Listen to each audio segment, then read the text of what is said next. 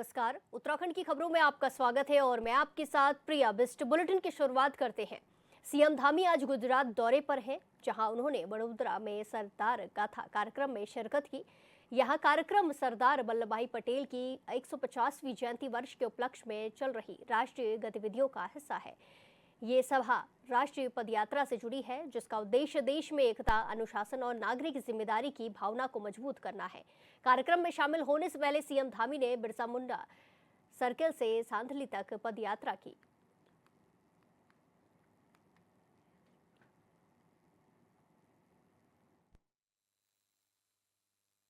भारत रत्न सरदार वल्लभ भाई पटेल जी को समस्त उत्तराखंड वासियों की ओर से देवभूमि वासियों की ओर से भावांजलि अर्पित करता हूं। साथ ही मैं मंच पर विराजमान देश के यशस्वी रक्षा मंत्री और भारत की राजनीति के अजात शत्रु राजनेता आदरणीय राजनाथ सिंह जी का भी अपनी ओर से, देवभूमि वालों की ओर से, सबकी ओर से अभिनंदन करता हूं। ये हम सभी के लिए बहुत सौभाग्य का विषय है कि आज के इस कार्यक्रम के अवसर पर हमें आदरणीय राजनाथ सिंह जी का मार्गदर्शन प्राप्त हो रहा है। आपका मार्गदर्शन निश्चित रूप से हम सबका पाथेय भी होगा और हम सबके अंदर ऊर्जा का संचार भी होगा। भाइयों बहनों, ये हमारे लिए अत्यंत गर्व का विषय है कि आज मुझे लौह पुरुष सरदार वल्लभ भाई पटेल की 150वीं जयंती के अवसर पर उनकी जन्मस्थली से स्टैच्यू ऑफ यूनिटी तक 190 किलोमीटर लंबी इस राष्ट्रीय एकता पदयात्रा में प्रतिभाग करने का शुभ अवसर प्राप्त हुआ है और सरदार पटेल की अदम्य इच्छा शक्ति, दूरदर्शिता और अटूट समर्पण के माध्यम से अखंड भारत के स्वप्न को उन्होंने साकार किया।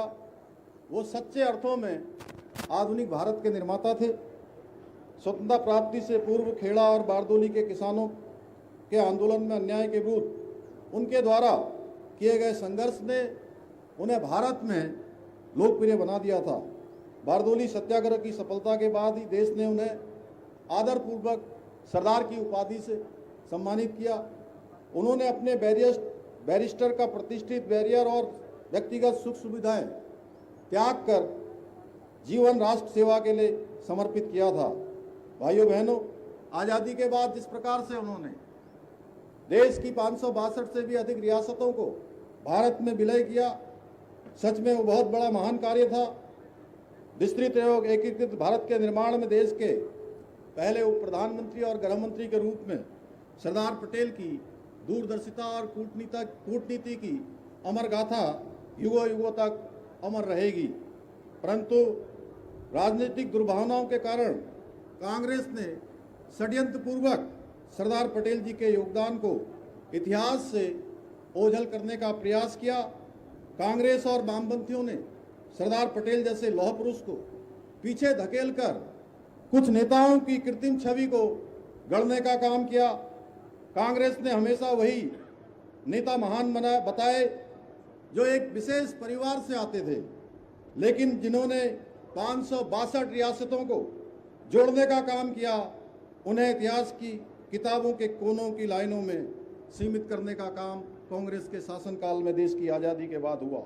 सरदार पटेल की लोकप्रियता और निर्णायक नेतृत्व कांग्रेस को हमेशा असहज करता रहा।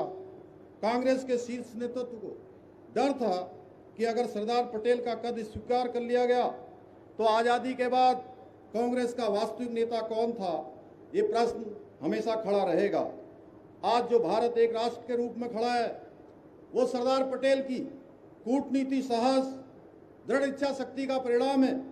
लेकिन कांग्रेस की राजनीति ने राष्ट्र निर्माता को किनारे करने का, श्रेय की माला किसी और के गले में डालने का प्रयास किया। यहाँ तक कि उनके अंतिम संस्कार में भी कांग्रेस ने अपने वरिष्ठ नेताओं को जाने से रोका।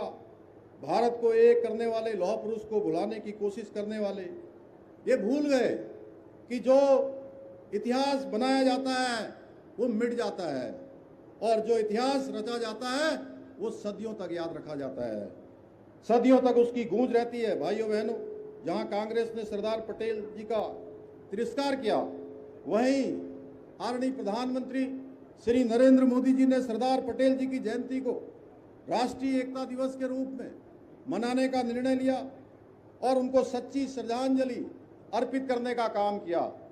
आज आदरणीय प्रधानमंत्री जी ने सरदार पटेल जी से प्रेरणा लेकर एक भारत श्रेष्ठ भारत के मंत्र के साथ भारत की एकता, अखंडता और राष्ट्रीय गौरव को नई ऊंचाइयों पर पहुंचाने का कार्य किया है। उन्होंने जम्मू कश्मीर से धारा 300 समाप्त कर सरदार पटेल और श्यामा प्रसाद मुखर्जी जी के एक देश एक विधान एक संविधान के संकल्प को साकार करने का काम किया है। साथ ही सरदार पटेल के प्रति राष्ट्र की कृतज्ञता प्रकट करने के लिए एक और उन्होंने जहां गुजरात के केवड़िया में विश्व की सबसे ऊंची प्रतिमा स्टैच्यू ऑफ यूनिटी का निर्माण कराया, वहीं उनके जन्म दिवस पर रन फॉर यूनिटी का आयोजन कर देश के युवाओं को सरदार पटेल के बताए हुए मार्ग पर चलने के लिए प्रेरित किया। इसी के क्रम में उनके 150वीं जयंती वर्ष को ऐतिहासिक रूप देने के उद्देश्य से देश भर में 150 यूनिटी मार्च का आयोजन कर सरदार पटेल की एकता और समरसता को संदेश को देश भर तक पहुंचाने का काम किया गया है। आज मुझे बताया गया कि करोड़ों लाखों लोग इस यात्रा में सहयात्री बनकर देश के पूरे गुजरात के अंदर इस यात्रा को एक उत्सव के रूप में मनाने का काम कर रहे हैं। देश भर में भी इसको एक उत्सव के रूप में मनाया गया है। इस अभियान के अंतर्गत हमने देवभूमि उत्तराखंड में भी प्रत्येक जनपद में एकता यात्रा का आयोजन किया है। मैंने भी 4 स्थानों पर इस एकता यात्रा में प्रतिभाग किया। इसके माध्यम से हमने नशा मुक्ति, योग और स्वास्थ्य जैसे और हमारे राज्य के अंदर जो हस्तशिल्प और स्वदेशी उत्पादों के प्रचार प्रसार की दिशा में विशेष प्रयास इस यात्रा के माध्यम से किए हैं। इस यात्रा के दौरान हमने ग्राम सभाओं में जनसंवाद कार्यक्रमों का आयोजन कर जनता की विभिन्न समस्याओं के समाधान का प्रयास किया है।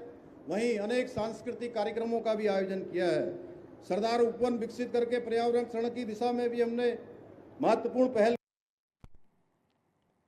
इसी के साथ खबरों में आगे बढ़ते हैं। डोईवाला ब्लॉक की दूरस्थ ग्राम सभा गंडुल के ठारना गांव में बहुउद्देशीय शिविर का आयोजन किया गया। शिविर में जिलाधिकारी देहरादून सवीन बंसल ने शिरकत की और क्षेत्र के लोगों की समस्याओं को सुना और कई शिकायतों का मौके पर ही निस्तारण करते हुए विभागीय अधिकारियों को तत्काल उन पर कार्रवाई करने के निर्देश दिए। पहली बार पहाड़ी क्षेत्र ठारना में डीएम देहरादून के पहुंचने पर लोगों ने डीएम का जोरदार स्वागत किया और कहा कि भविष्य में भी ऐसे शिविर आयोजित होने चाहिए ताकि क्षेत्र की समस्याओं का समाधान जल्द ही हो सके।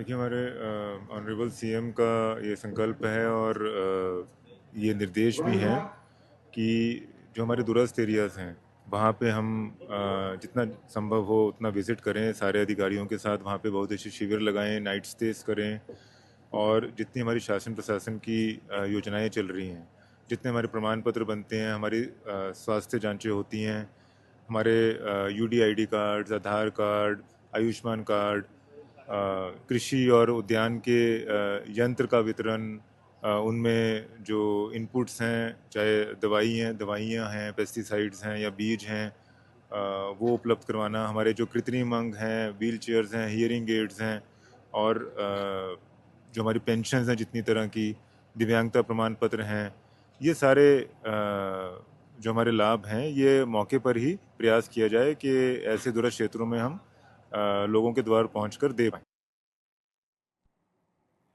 विश्व दिव्यांग दिवस पर उन जज्बों को सलाम करने का अवसर है जो परिस्थितियों की सीमाओं से आगे बढ़कर कर्म, समर्पण और आत्मविश्वास की मिसाल पेश करते हैं।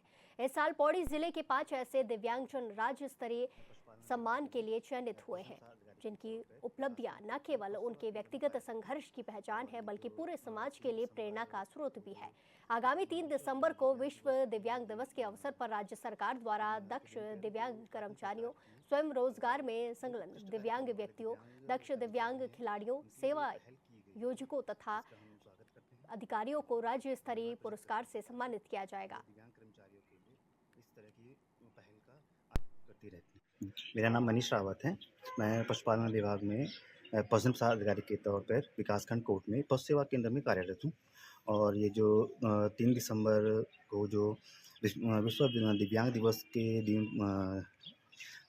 दिन पर जो उत्तराखंड सरकार की जो उत्कृष्ट कार्य करने वाले दिव्यांग कर्मचारी हैं, उनके लिए जो ये पहल की गई है, इसका हम स्वागत करते हैं और धन्यवाद प्रेषित करते हैं सरकार को कि वो दिव्यांग कर्मचारियों के लिए इस तरह की पहल का आयोजन करती हैं। और ये जो पहल है, इससे जो जितने भी दिव्यांग कर्मचारी हैं, जो उत्कृष्ट कार्य करने वाले दिव्यांग कर्मचारी हैं, उनकी जो सूची माँगी गई थी, तो उसमें मैंने आवेदन किया था। अपर निदेशक महोदय के द्वारा मुझे इस पहल के बारे में बताया गया था, तो इसमें मैंने आवेदन किया था, तो उस सूची में मेरा नाम भी शामिल है। इसके लिए सरकार का तहे दिल से धन्यवाद। और ये जो पहल है, ये काफ़ी अच्छी पहल है सरकार की। इससे जो दिव्यांग कर्मचारी हैं, उनके मनोबल में एक उत्साहवर्धन होता है उनको। उससे वो एक अच्छी लगन और निष्ठा से आगे कार्य कर सकते हैं, जिससे कि उन्हें भी ये लगे कि हाँ, हमारा भी कहीं एक आगे नाम आ रहा है। इसी के साथ खबरों में आगे बढ़ते हैं। बद्रीनाथ धाम के सिरिद्वार मंगलम होने के बाद अब शीतकाल के लिए आम श्रद्धालु और पर्यटकों के लिए आवाजाही पर रोक लग जाती है। जिला प्रशासन की विशेष अनुमति के बाद भी बद्रीपुरी में इन दिनों मास्टर प्लान महायोजना कार्य हेतु मजदूरों, तकनीकी एक्सपर्ट और इंजीनियर्स की टीम कार्य कर रही है। वहीं इस साल बद्रीनाथ धाम में जहां 16,60,000 श्रद्धालु पहुंचे हैं, वहीं वाइब्रेंट विलेज टूरिज्म को बढ़ावा देने के लिए सरकार द्वारा सीमा दर्शन के लिए परमिट जारी करने के बाद बॉर्डर दर्शन के लिए नीति, माना, देवताल, पार्वती कुंड जैसे बॉर्डर इलाकों में भी बड़ी संख्या में आध्यात्मिक पर्यटन और तीर्थाटन करने यात्रियों और पर्यटकों की अच्छी आमद दर्ज हुई है। नीति पास, देवताल और पार्वती कुंड, सुमना जैसे बॉर्डर्स के दर्शनीय स्थलों में इस बार करीब 2300 से अधिक पर्यटकों और आध्यात्मिक पर्यटकों की आमद दर्ज हुई है।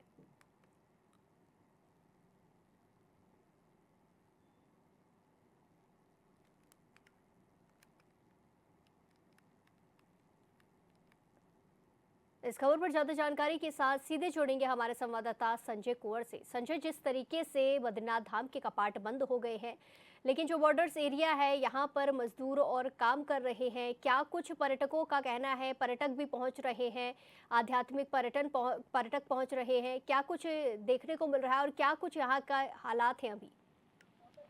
देखिए, जो शीतकाल में चार धाम की यात्रा जो है, ग्रीष्मकालीन यात्रा अब समाप्त हो चुकी है। भगवान बद्री विशाल के श्रीद्वार जो है मंगलम होने के बाद अब शीतकाल में किसी भी तरह की वहाँ पे एक्टिविटी नहीं हो पाती है। वहाँ पे तीर्थ यात्रियों से लेकर पर्यटकों की आवाजाही पे रोक लग जाती है।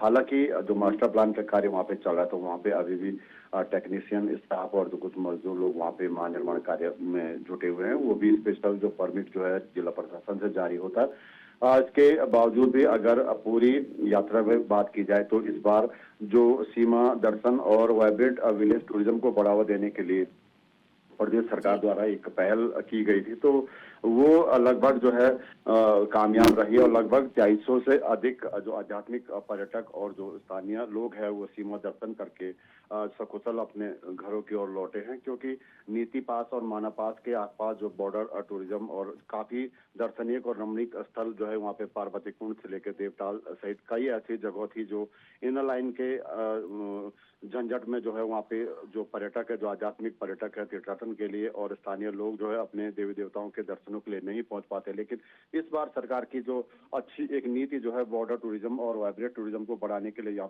प्रदेश सरकार ने अच्छी पहल की थी, तो लिहाजा इस बार कम से कम 2300 से अधिक लोग जो हैं दोनों बॉर्डर के आसपास के जितने भी पर्यटक स्थल है, धार्मिक स्थल है और जितने भी सरोवर है, उनमें स्नान दान पुण्य करके जो है वापस लौटे जी हैं। बिल्कुल संजय, साथ ही जी बिल्कुल, जिस तरीके से मास्टर प्लान को लेकर मजदूर काम कर रहे हैं, ऐसे में पहले देखा गया कि यहाँ इलाके के लोगों ने इसको लेकर प्रदर्शन भी किया था। ऐसे में अब लोगों का क्या कुछ कहना है, जो उनकी मांगे थी वो पूरी करते हुए इस मास्टर प्लान को तैयार किया जा रहा है, मास्टर प्लान पर काम किया जा रहा है? देखिए, मास्टर प्लान जो है जो बद्रीनाथ जी का में अभी पिछले 2-3 सालों से चल रहा है, तो इसका दूसरा चरण वहाँ पे है। तो इस दौरान बीच में जो हक हकूक से लेकर के और जो मंदिर के 400-500 मीटर के दायरे में जितने भी लोग हैं जिनके प्रसाद से लेकर अन्य तरह की दुकानें वहाँ पे थी, तो ये मांगे जो है लगातार उठती रहती है। अभी लगातार कुछ महीनों तक इस पे आंदोलन भी हुआ था, तो बीच में जो है प्रदेश सरकार जो है इनके साथ सहमति बना लेती है। और अभी भी कुछ जो अभी बद्रीपुरी में कपाट बंद होने के बाद कुछ जो दुकानें स्थानीय लोगों की और जो वहाँ पे वर्षों से रोजगार कर रहे हैं उनकी दुकानें वहाँ पे ध्वस्त की गई, क्योंकि मास्टर निर्माण के तहत ही वहाँ पे निर्माण कार्य जो है चल रहा है। तो लिहाजा उनके साथ सहमति जताते हुए और भविष्य में जो अराइवल प्लाजा के आसपास जिस तरह से पॉइंट बनाए जा रहे हैं कि जिन लोगों के मंदिर के आसपास जिनकी भी दुकानें और जिनके भी जो प्रतिष्ठान थे, तो उसके बदले में उन्हें जो है सरकार और जो प्रशासन है वो उनके ही आसपास जो है उन्हें दुकानें देगा। तो इस तरह की सहमति जो है अभी फिलहाल इनके बीच बनाई है। तो क्योंकि अभी बद्रीनाथ धाम में जो है थाना जो है बद्रीपुरी में ही है, क्योंकि वहाँ पे काफी निर्माण कार्य के लिए मजदूर और काफी जो लोग वहाँ पे भी कार्यरत है। और जब पहले एक बर्फबारी होगी तो उसके बाद जो है सारे मजदूर नीचे आ जाएंगे, तो जो वहाँ का थाना है वो भी हनुमान चट्टी शिफ्ट हो जाता है। उसके बाद जो है शीतकाल में पूरी तरह जो है बद्रीपुरी केवल सुरक्षा कर्मियों के हवाले रहती है और पूरा बद्रीपुरी जो है खाली कर दिया जाता है। जी जी बिल्कुल, धन्यवाद संजय हमारे साथ जानकारी साझा।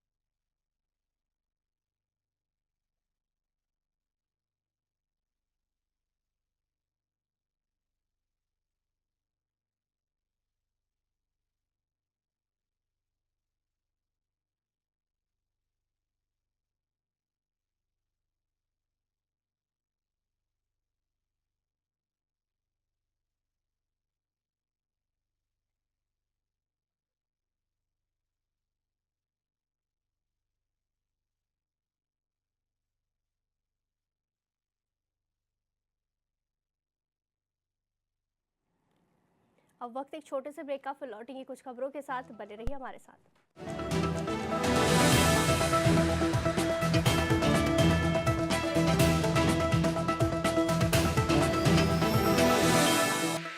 ब्रेक के बाद एक बार फिर से आपका स्वागत है। रुक करेंगे खबरों का।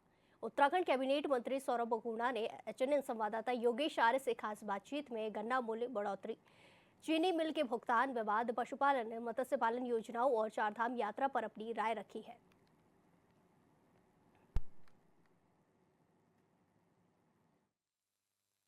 और साथ बातचीत करने के लिए कैबिनेट मंत्री सौरभ बगुणा जी हमसे बातचीत करेंगे। सर बहुत बहुत स्वागत है आपका। बहुत धन्यवाद। सर मूल्य समर्थन बढ़ाया गया है गन्ने का लेकर, उसको किस तरह से रिस्पॉन्स आ रहा है और कब तक वो लागू हो जाएगा? नहीं, देखिए वो ऑलरेडी लागू हमने कर दिया है और हमने 30 रुपये का रेट गन्ने का बढ़ाया है, जो यूपी ने बढ़ाया उसके बराबर। और जो 5 रुपये का डिफरेंस हमेशा उत्तराखंड मेंटेन कर रही है 2020-21 से यूपी से, वो हमने उसको बरकरार रखा है। आज के दिन हमारा रेट 405 और 395 रुपये का है। बधाई देता हूँ समस्त किसान भाइयों को, बधाई देता हूँ समस्त जो हमारे संगठन के लोग हैं जिन्होंने किसानों की आवाज़ को बुलंद किया। मुख्यमंत्री जी का धन्यवाद करूंगा जिन्होंने गन्ना विभाग के जो प्रस्ताव था उसमें मुहर लगाई है। और उम्मीद यही करेंगे कि इसी तरीके से किसानों के हित में सरकार फैसला लेती रहे, जो किसानों की फसल है उसको सही दाम मिल पाए, अच्छे समय पे उसको लगातार कंटिन्यूस उसको समय पे दाम मिलता रहे। यही हमारी फोकस एरिया रहे हैं। और आपके इस चैनल के माध्यम से उत्तराखंड के समस्त गन्ना किसानों को मैं बहुत बहुत शुभकामनाएं बधाई देता हूँ। लेकिन इकबालपुर चीनी मिल को लेकर के वीरेंद्र जाति सवाल उठा रहे हैं। वो बोल रहे हैं कि यहाँ का गन्ना भुगतान जो है वो नहीं हो पाया है। देखिए जो इकबालपुर चीनी मिल है उसका मैटर ऑनरेबल हाई कोर्ट में पेंडिंग है। एक एस्क्रो अकाउंट बनाया हुआ है किसान, जो हमारी सरकार है उन्होंने उसके ऊपर एफआईआर भी करी है, हमारी सरकार ने उनके ऊपर आरसी भी काटी है। और हमारी सरकार ने जो एफआईआर की कॉपी वो हाई कोर्ट में भी लगाई है कि ऐसा जो है यहाँ पर गलत हुआ है। चीनी मिल इकबालपुर में चीनी भी चोरी हुई थी पिछले कुछ सालों पहले, 1 साल पहले, उसके ऊपर भी एफआईआर करके कोर्ट को अवगत करा दिया गया है। लेकिन क्योंकि वो मामला ऑनरेबल हाई कोर्ट में पेंडिंग है, उसमें मुझे बहुत ज़्यादा नहीं बोल सकता। लेकिन इस बार हमने बहुत सख्त फैसला लिया है। इस बार पूरे पराई सत्र में हमने इकबालपुर चीनी मिल को एक भी सेंटर अलॉट नहीं किया है। क्योंकि उनके साथ हमारी यही शर्त थी कि जब तक आप पुराना पेंडिंग पेमेंट आप क्लियर नहीं करेंगे 128 करोड़ का, तब तक आपको कोई भी काम सेंटर नहीं दिया जाएगा। सर, पशुपालन विभाग की किस तरह से काम किया जा रहा है, क्योंकि देखा जाए तो पारंपरिक जो पहले पालन होता था उसमें कमी आनी शुरू हो गई है, तो उसको कैसे बढ़ोतरी हो, उसको लेकर किस तरह से प्रयास किए जा रहे हैं? नहीं देखिए, लगातार पिछले 3 साल में पशुपालन के काम में वृद्धि हुई है। हमने नए लोगों को इस काम से जोड़ पाए हैं, चाहे वो कुक्कुट के काम से हो, चाहे वो हमारे गोट वैली के माध्यम से हो, बॉयलर फार्म हो, कॉयलर फार्म हो। इनके माध्यम से काफ़ी लोगों को, लगभग 10-11 हज़ार लोगों परिवारों को हमने इस व्यवसाय से जोड़ा है। उम्मीद हमारी यही है कि जो हमारे 10 पर्वतीय ज़िले हैं, वहाँ पर अगर कोई अच्छा काम किया जा सकता है तो पशुपालन, मत्स्य पालन, दुग्ध पालक, एग्रीकल्चर, हॉर्टिकल्चर, इनमें किया जा सकता है, क्योंकि आप कोई बड़ी इंडस्ट्री वहाँ नहीं ले जा सकते। और सरकार का फोकस भी पिछले 3 सालों में हमेशा इन पर्वतीय क्षेत्रों में रोज़गार उत्पन्न करना, इन डिपार्टमेंट्स के माध्यम से पलायन को रोकना, वहाँ के किसान समृद्ध हों, वहाँ के पशुपालक समृद्ध हों, उस पे हमारा फोकस रहा है। बहुत सारी योजनाएं हमने धरातल पे उतारी हैं 3.5 साल में, जिसमें कि काफ़ी लोगों को फ़ायदा हुआ है। हमने मार्केट उपलब्ध कराने की भी कोशिश करी है, आईटीबीपी के साथ हमारा टाइप हुआ है।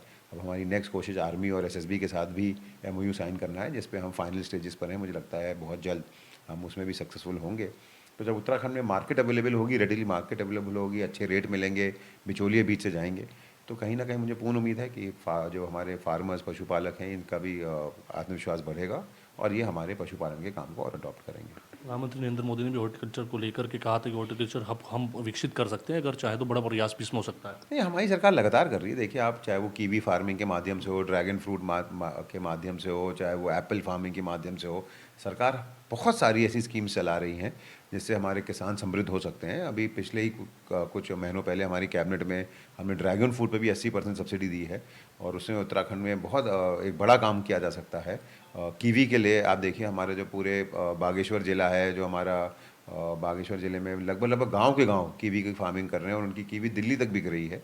तो कोशिश हमारी यही है कि माननीय प्रधानमंत्री जी का जो सपना है कि किसानों की आय दुगनी की जा सके, किसान समृद्ध हो, पहाड़ का जवानी और पहाड़ का पानी पहाड़ के काम आए, हम उस पर काम कर रहे हैं। और मुझे पूर्ण उम्मीद है कि इस सरकार में जितना काम पशुपालकों के लिए, मत्स्य पालकों के लिए, दुग्ध पालकों के लिए, हमारे बागवानी के फार्मर्स के लिए, हमारे किसानों के लिए किया गया है, पिछली किसी भी सरकार में इतना काम नहीं हुआ। मत्स्य पालन की आपने बात की, उसमें अगर देखा जाए तो आपने सब्सिडी के लाने के बाद जो है किस तरह से जो तेजी आई है उस काम में, उससे कितना फ़र्क नज़र आ रहा है पहाड़ी इलाकों में खासतौर पर? देखिए, हमारा सबसे बड़ा पहाड़ी इलाकों में जो काम होता था वो ट्राउट फार्मिंग का होता था। ट्राउट के लिए बहुत अच्छा वहाँ पे एक एटमॉस्फेयर है, कोल्ड रनिंग वाटर है, वहाँ पे पानी उपलब्ध है, और उसकी वजह से ट्राउट का हमारा प्रोडक्शन तो बढ़ रहा था, लेकिन क्योंकि ट्राउट एक महंगी मछली है तो उसका मार्केट नहीं हो पा रही थी।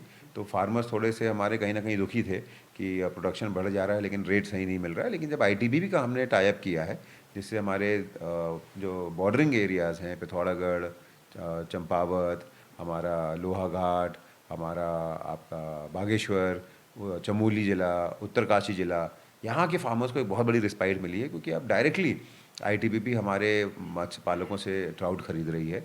उनके साथ हमने ट्राउट का एक पूरा एमओयू साइन किया है, और उनको 2 दिन के अंदर डीबीटी आ जाता है उनके अकाउंट में। तो आज उनको मार्केट भी उपलब्ध है, उनके अकाउंट में पैसे भी जल्दी आ रहे हैं। तो ट्राउट का फार्मिंग का इंटरेस्ट बहुत बड़ा है लोगों में। हमने मुख्यमंत्री मत्स्य संपदा योजना पहली बार उत्तराखंड में लॉन्च करी है, स्टेट पॉलिसी, जिसमें हमने महिलाओं के लिए स्पेशल एक प्रोविज़न रखा है कि अगर कोई भी महिला मत्स्य पालन करना चाहती तो उस पर 50% हम सब्सिडी देंगे पहली बार। और दूसरा सबसे बड़ा काम जो उस योजना में हमने किया है कि हमें प्रधानमंत्री मत्स्य संपदा योजना में इंश्योरेंस की कोई स्कीम नहीं थी। हमारा स्टेट जो है वो वनरेबल स्टेट है, कभी बाढ़ आती है, कभी वहाँ पे अर्थक्वेक आते हैं, कभी वहाँ पे लैंडस्लाइड्स होती हैं, एक्सेसिव रेनफॉल होती है।